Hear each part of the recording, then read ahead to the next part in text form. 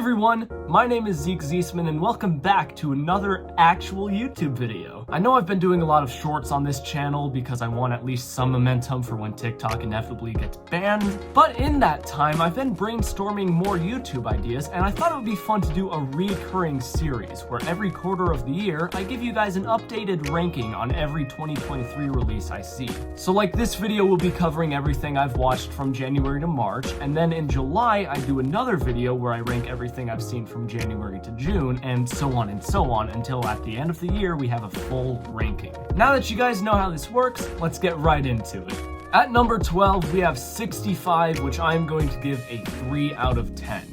Now, I went into this expecting at least some dumb fun throughout, but besides the third act, you really don't get that. Granted, the only promotional material I had seen for this movie before watching it was one poster, but when you hear it's about Adam Driver killing dinosaurs for 90 minutes, you expect it to be at least entertaining. And to this movie's credit, the third act I thought was actually a lot of fun. Unfortunately, like I said, that's just the third act. The whole hour leading up to it just felt boring to me. I mean, yeah, you have some dinosaur fights sprinkled throughout, but most of it is just Adam Driver and this girl kind of walking, and they don't even speak the same language, so it's not like they talk a whole lot. And it leads to neither of the characters really getting that much development, which leads to me not caring about them for the entire movie. Even that third act, which I said was good, I didn't care about either character and if they made it out or not. So it might be one of those movies you find on the Sci-Fi Channel late at night and you just kind of watch that because there's nothing else on, but other than that, I don't really have much to say. At number 11, we have Ant-Man and the Wasp: Quantumania, which I gave a 4 out of 10.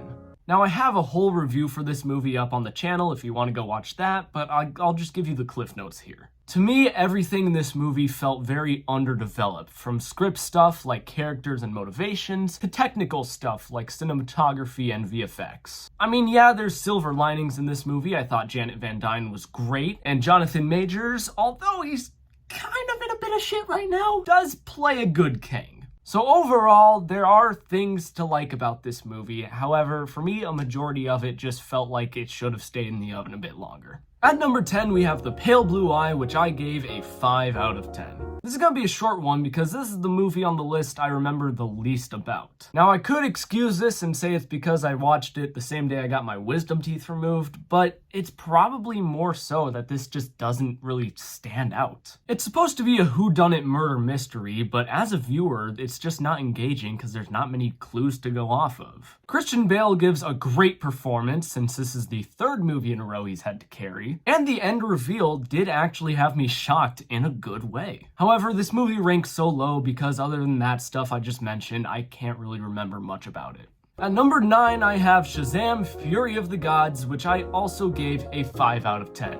This is kind of in the same realm as Quantumania for me, but I give it a point higher because I had a lot more fun with this one. I thought the jokes landed a lot better, I thought the characters were a lot more engaging, and I thought the action was actually a lot more fun to watch. However, there's things in this movie that I simply just can't ignore. As you guys know from the video I made on it, there is a whole-ass commercial in the middle of an action scene, which I can't stand that level of product placement. It's such a pet peeve of mine. And this suffers from the same problem as the first movie for me, which is a lot of inconsistency. Whether that be in the tone, where sometimes it'll be lighthearted family adventure and then people are getting murdered and slaughtered one by one, or just between the performances between Asher Angel and Zachary Levi. Especially in this movie, where Asher plays Billy Batson as a moody 18-year-old, and then Zachary Levi plays Shazam like a hyperactive 12-year-old. They're supposed to be the same character, but they just don't feel like that at all to me. Overall, this is the definition of an okay superhero movie. At number 8, I have Mean-Spirited, which I give a 7 out of 10.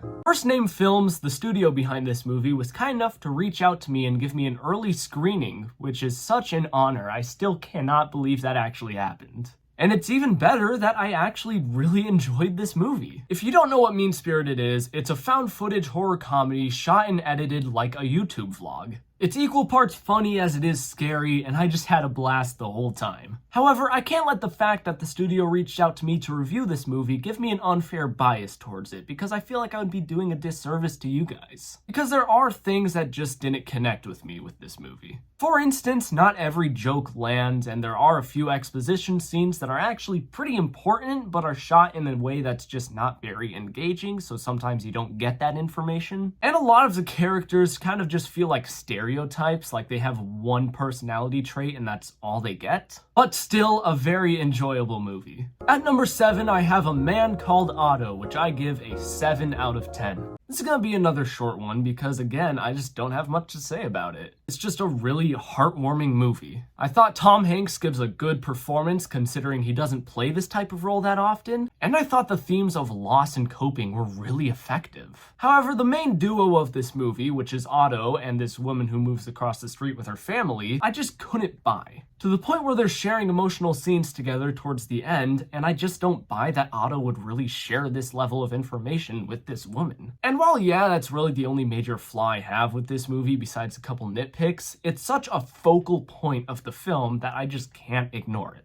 At number 6, I have Knock at the Cabin, which I give another 7 out of 10. Look, if you want a straightforward thriller to watch with friends one night, this is it. While I know a lot of people have problems with M. Night Shyamalan's newer stuff, I thought this was really solid. Now, I do have a few things to complain about. I think the movie relies too heavily on flashbacks to tell the backstory of these characters, to the point where not only do some of the flashbacks feel completely unnecessary, but they bring the entire pacing of this movie to a screeching halt. I also think that towards the end, when it's doing that final M. Night Shyamalan twist, it just explains a little too much when I would have liked a bit more to be left to imagination. However, besides that, I really liked this movie. The characters aren't written to be stupid. In fact, I think they have reactions that are completely reasonable and realistic to the situation they're in. Not to mention, there is not a bad performance in this movie. Everyone gives it their all, especially Dave Bautista. This might be my favorite role from him. Heading into our top 5, we have Missing, which I gave an 8 out of 10.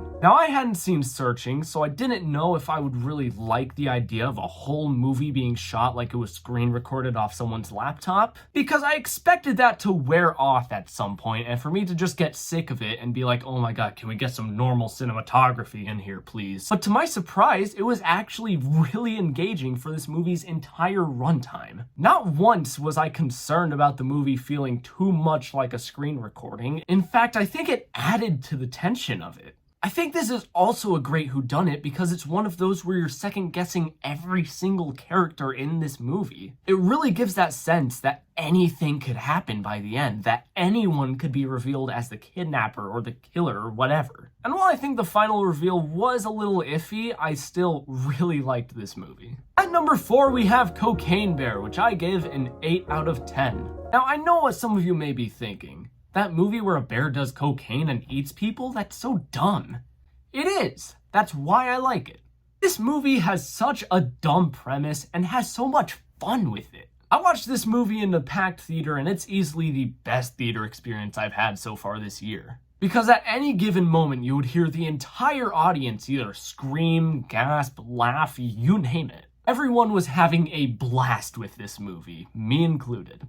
Now, there are some things I can nitpick. I think there's a few too many storylines going on, and some are definitely a lot more fun to watch than others. But overall, if you're just looking for a movie to have fun with, it's Cocaine Bear. At number 3, we have Scream 6, which I gave a 9 out of 10. This is another one where I have a full review on TikTok, so if you want to go watch that, go ahead. I'm just going to keep it short here. Not only is Scream 6 my new favorite Scream sequel, I think it's my favorite slasher sequel in general. Everything from the New York setting to the new main characters to the new and more brutal Ghostface just felt so refreshing for this franchise. The core 4 is one of my favorite group of main characters. I don't know. It's not like a trio or a duo. It's a quad, I guess? Either way, they're all great, they're all fun to watch. And while I'm not a huge fan of the killer's motives, since I feel like it's just a copy of a previous Ghostface, I still really love this movie and I cannot wait to watch it again. At number 2, I have Creed 3, which I gave a 9 out of 10.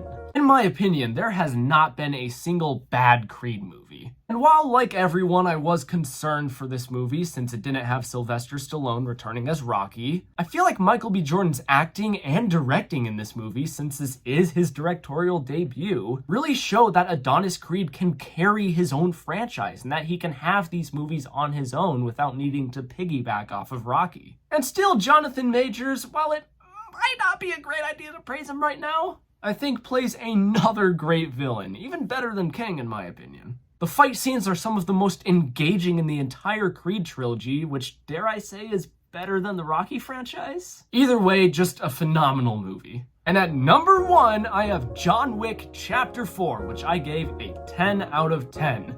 Despite that typo I had in the TikTok, that's still gonna bug me for the rest of my life. Now, I just watched the John Wick series for the first time a couple weeks ago, and holy shit, does John Wick Chapter 4 just cement this as one of my new favorite franchises ever. This movie is almost 3 hours long, yet there was not a single second where I wasn't just glued to the screen. The story, I think, is the best since the first movie.